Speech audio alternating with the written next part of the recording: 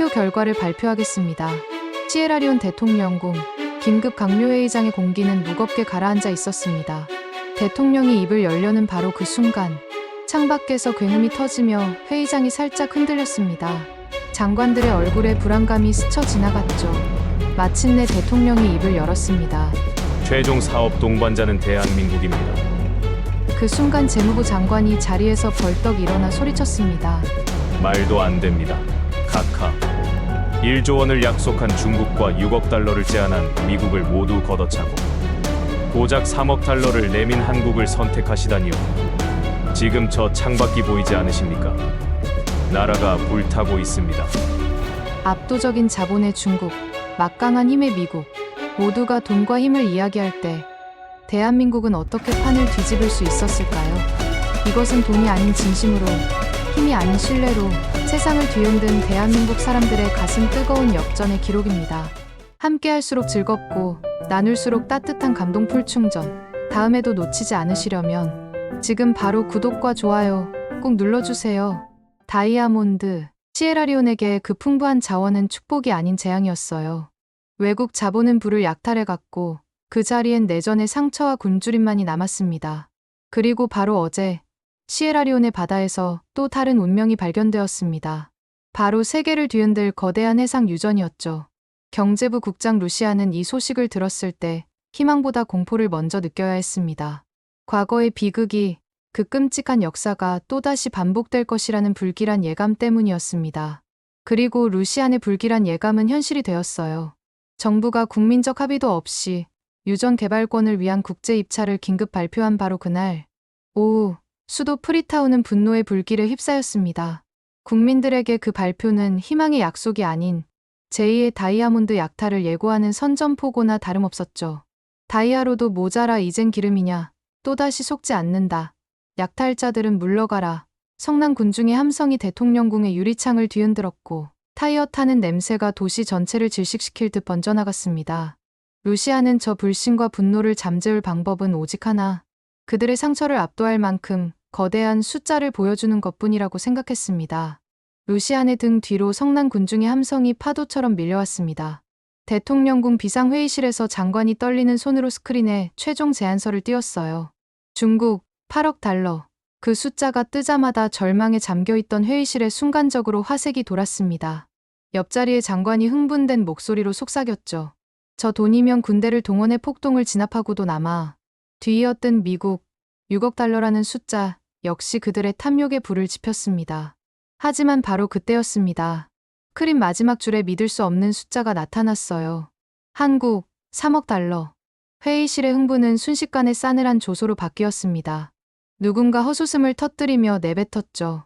지금 장난하자는 건가? 그 순간 루시안의 머릿속에서 한국은 가장 먼저 지워야 할 이름이 되었습니다.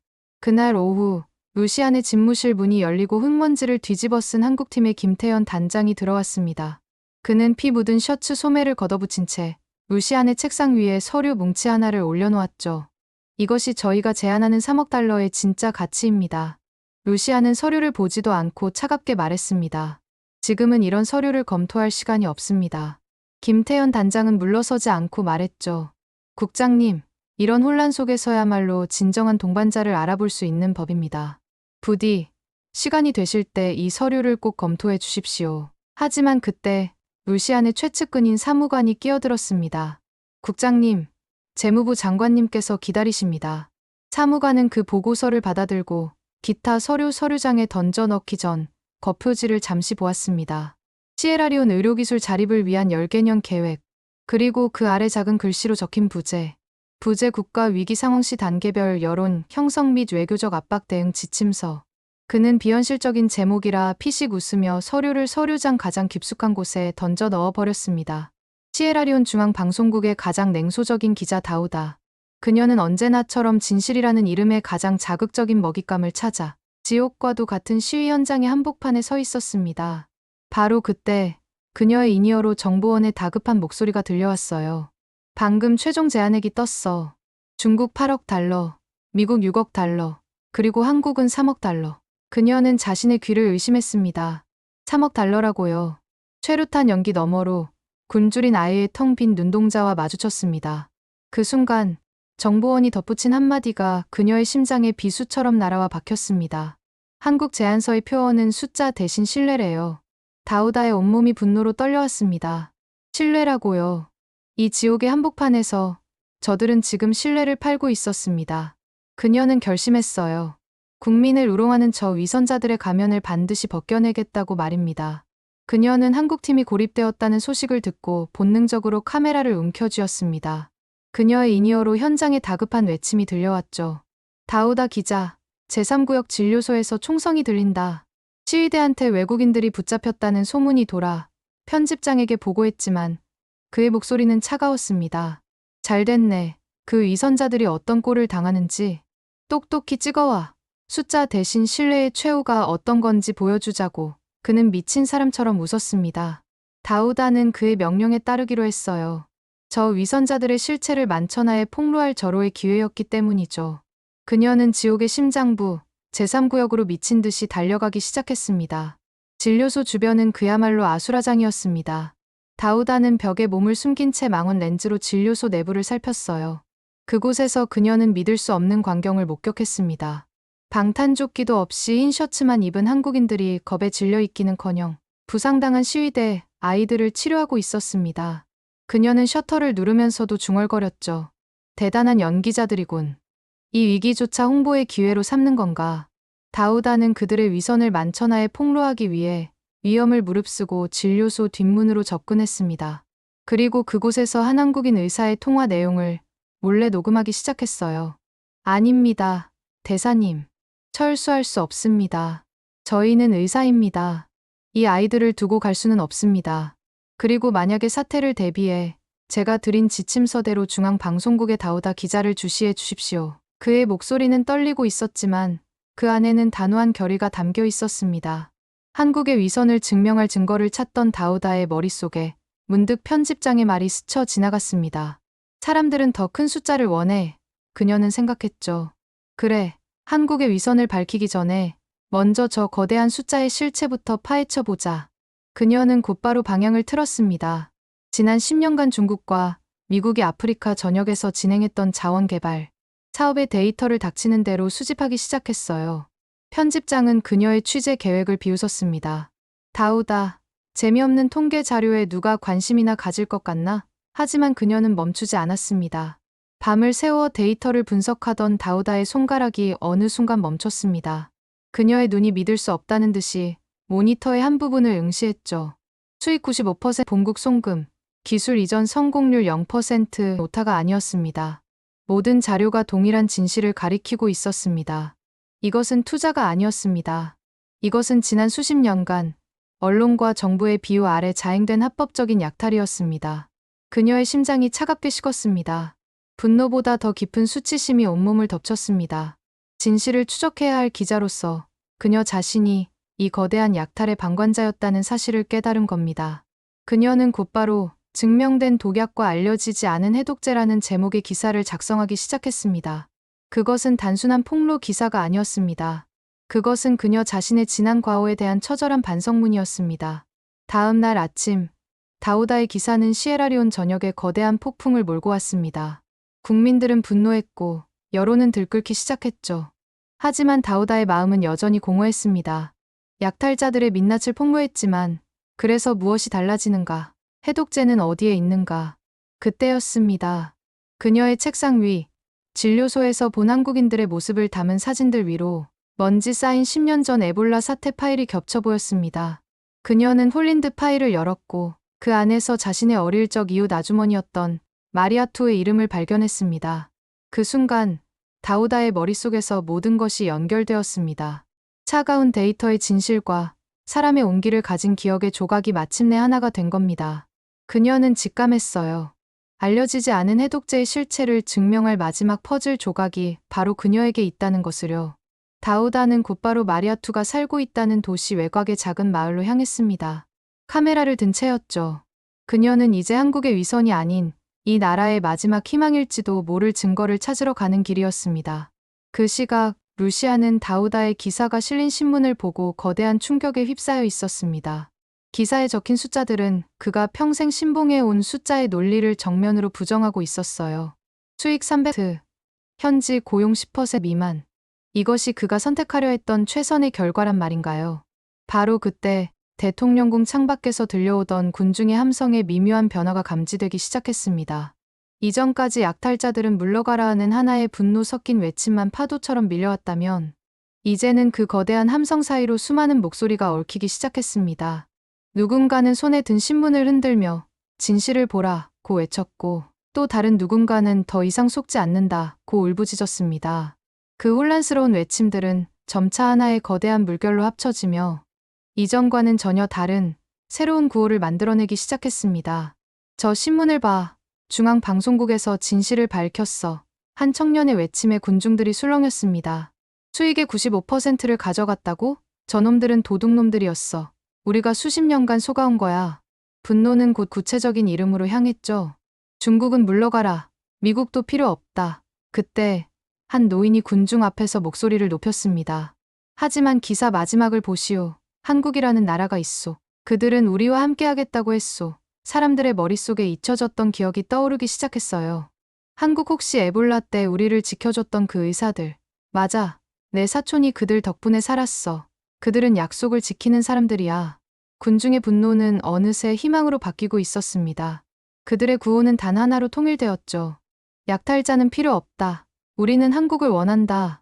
창밖의 함성 소리를 들으며 루시아는 곧바로 자신의 최측근인 젊은 사무관을 불렀습니다. 자네, 지금 즉시 이 기사에 나온 모든 데이터를 검증하게. 단 하나의 오차도 없이 2중, 3중으로 교차 검증하게. 이건 국가의 명운이 걸린 일이야. 몇 시간 후 사무관이 창백한 얼굴로 보고서를 들고 왔습니다. 다우다의 기사는 모두 사실이었어요. 아니, 현실은 더욱 참혹했습니다. 루시안의 손이 부들부들 떨렸습니다. 중국이 약속한 8억 달러는 축복이 아니었습니다. 그것은 시에라리온의 미래를 통째로 삼키려는 거대한 미끼였던 것이죠. 바로 그때 루시안의 머릿속에 며칠 전 흙먼지를 뒤집어 쓴 채 자신의 사무실에 들이닥쳤던 한 남자의 모습이 섬광처럼 스쳐 지나갔습니다. 한국팀의 단장, 김태현이었습니다. 보고서, 그가 두고 간 보고서가 있었어. 당장 찾아오게. 어서. 루시안의 불호령에 사무관은 당황하며 서류장을 뒤지기 시작했습니다. 그 역시 며칠 전 자신이 기타 서류 더미에 처박아 뒀던 그 보고서를 기억해냈기 때문입니다. 잠시 후 그는 서류장 가장 깊숙한 곳에서 먼지 쌓인 보고서를 꺼내 루시안에게 건넸습니다. 루시안은 떨리는 손으로 보고서를 펼쳤습니다. 그것은 단순한 제안서가 아니었습니다. 시에라리온 의료기술 자립을 위한 10개년 계획이라는 제목의 보고서였어요. 거기에는 현지 인력 1만 명 교육 계획, 수익의 50%를 현지 사회에 재투자하는 모델, 그리고 단순한 기술 전수가 아닌 시에라리온 스스로 기술을 개발할 수 있도록 지원하는 연구 개발, 센터 건립 계획까지 담겨 있었습니다. 루시아는 숨을 쉴 수가 없었습니다. 그가 방금 확인했던 중국의 약탈적 데이터와 지금 눈앞의 한국의 제안은 너무나도 선명한 대비를 이루고 있었습니다. 8억 달러는 물고기를 주는 것이었고 3억 달러는 물고기 잡는 법을 함께 연구하자는 제안이었던 겁니다. 보고서를 덮은 루시안이 창가로 다가가 함성 소리를 들었습니다. 우리는 한국을 원한다. 그의 얼굴에 복잡한 표정이 스쳐 지나갔죠. 결국 국민들이 원하는 것은 단순한 숫자가 아니었단 말인가. 내가 틀렸던 것인가. 짧은 고뇌 끝에 그는 결심한 듯 비서에게 지시했습니다. 대통령께 긴급 면담을 요청하게. 더 이상 시간을 끌 수 없네. 어느 쪽이 시에라리온의 진짜 미래인지는 명백했습니다. 루시안의 마음이 한국으로 기운 바로 그때 최악의 위기가 닥쳤습니다. 다우다의 기사로 위기에 몰린 재무부 장관과 중국 대사관이 손을 잡은 것이었죠. 장관은 루시안에게 소리쳤습니다. 루시안, 자네가 말하는 깨끗한 미래를 기다리다간 이 나라가 잿더미가 될 걸세. 나는 당장 굶주리는 국민을 먹여 살릴 현실을 보는 거야. 자네의 이상 노름 때문에 8억 달러를 걷어차겠다고? 이건 반역이야. 그의 비서가 다급하게 뛰어들어와 속삭였어요. 장관님, 방금 중국 대사관에서 연락이 왔습니다. 한국 의료팀이 사실은 불법 의료행위를 자행하는 스파이 집단이라는 첩보가 있다고 합니다. 당장 그들을 체포하지 않으면 투자 계획을 전면 재검토하겠다고 합니다. 장관의 얼굴에 비열한 미소가 떠올랐습니다. 잘 됐군. 루시안 국장, 들었나? 자네가 믿으려는 그자들이 스파이라고 한다. 당장 군을 보내 그자들을 체포하게. 이건 대통령 각하의 명령이다. 루시아는 절망감에 휩싸였습니다. 그는 군 통수권이 없었죠. 그는 떨리는 손으로 군 지휘관에게 전화를 걸어 대통령의 명령을 전달할 수밖에 없었습니다. 한편 같은 시각 마리아투의 마을에 들이닥친 군인들은 마을을 포위하고 스피커로 외쳤습니다. 안에 있는 한국인 스파이들은 모두 투항하라. 저항시 발포하겠다. 마을은 순식간에 공포에 휩싸였습니다. 김태현 단장과 한국팀은 마을 사람들을 안심시키며 밖으로 나섰습니다. 군 지휘관은 포위망을 좁히라며 손짓했고 그 순간 후진하던 군용 트럭 한 대가 실수로 낡은 벽돌 벽을 들이받았습니다. 벽은 엄청난 굉음과 함께 안쪽으로 무너져 내렸습니다. 마침 그 근처에 있던 마리아투의 어린 손녀가 비명을 지를 틈도 없이 벽돌 더미 아래로 빨려 들어갔습니다.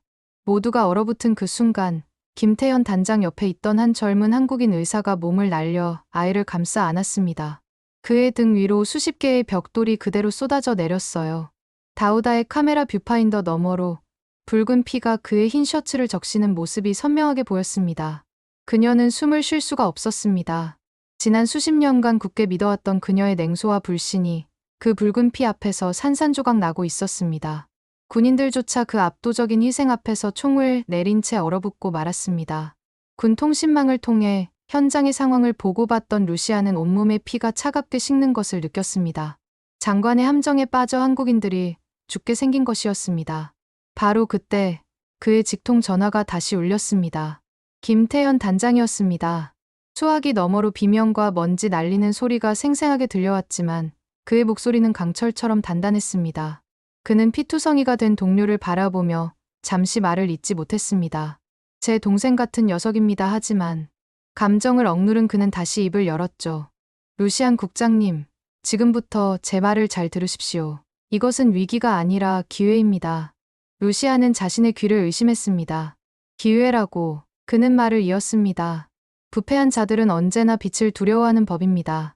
지금 현장에는 당신 나라의 진실을 기록하는 기자가 와 있습니다. 그녀의 카메라가 바로 우리의 무기입니다.